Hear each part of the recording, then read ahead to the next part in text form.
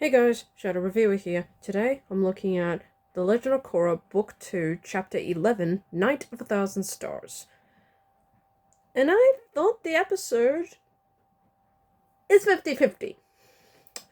So, here we get, well, a few different storylines. We'll start with the first one. The whole, Varrick storyline.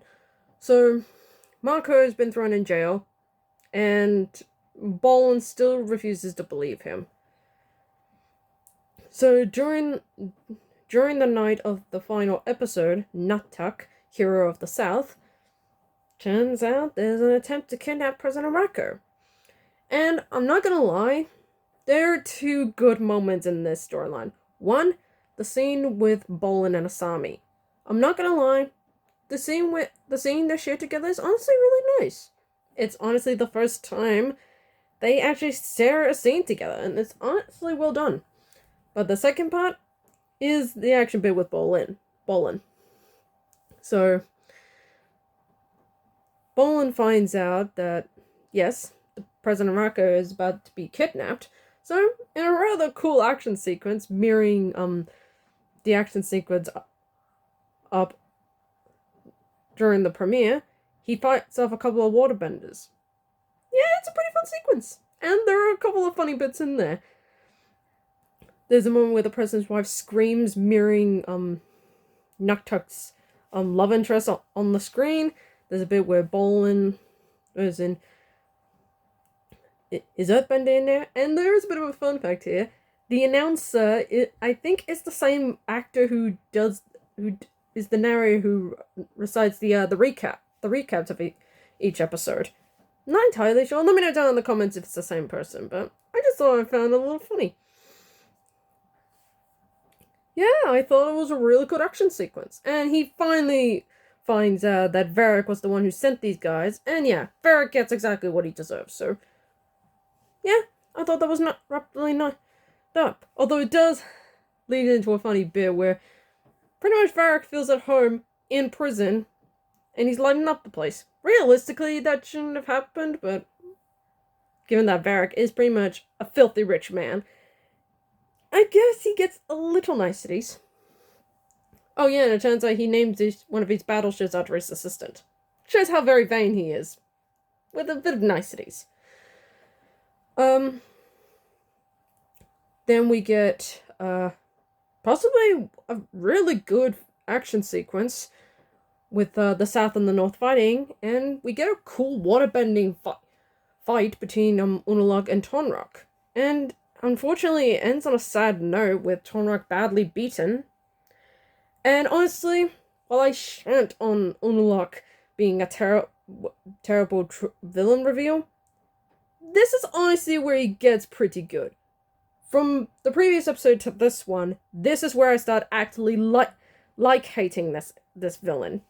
He actually feels like a real threat. And I kind of like how it's near the end of the season and we're starting to like this guy. It shows that he has his good moments here and there. And we get the third plotline, I think, with Korra and Tenzin coming back, and with Jinora still comatose. I like that Tenzin and his wife do not blame Korra. Any parent would have actually start attacking the person that was with their child last, but I like that Tenzin and his family are such good people. They don't blame Korra, and honestly, I love them for that. Even they realize that this wasn't Korra's fault. But here's some stuff I don't like. Firstly, Mako lying to Korra's face when they reunite. Yeah, maybe tell her that, by the way, I broke up with you and I kissed Asami. Yeah, even Asami's looking at you like, really? I thought what we had was special and you're going back to your ex-girlfriend? What the hell? Yeah. No, Mako, shouldn't have been the time you manned up and just told your ex that you're done. See, even Bolin's looking at him like,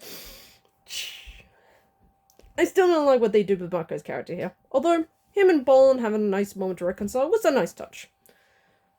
And then the president. I go back and forth on this character. I get you want to protect your citizens. I get that. Now, I get the first time you rejected Korra, but after your life was saved by one of the Avatar's friends, no doubt, you still reject her offer for an alliance. What is wrong with you? You just had an attempt of a kidnapping on your life and you still turn your back? You're awful. Just awful. People are dying. You're turning your back. Take the citizens' mind off. You're protecting yourself. Sorry, that's just my opinion. So yeah, well, I had some stupid moments in this episode. Although the episode was halfway decent. The action sequences were great. And I like Bolin's character turnaround from kind of a stupid moron to a pretty legit badass. So at least they do that. And that's the end of the video, folks. Hope you like it. Give me a thumbs up, like, comment, subscribe, and I hope to get more videos out like this. I've got 3 videos coming up tomorrow with 1 Squid Game, 1 Scream, and 1 Legend of Korra, Book 2, Chapter 12, Harmonic Convergence. Keep an eye out for that video. Keep an eye out for those videos. Until then, I'm the Shadow Reviewer, signing off.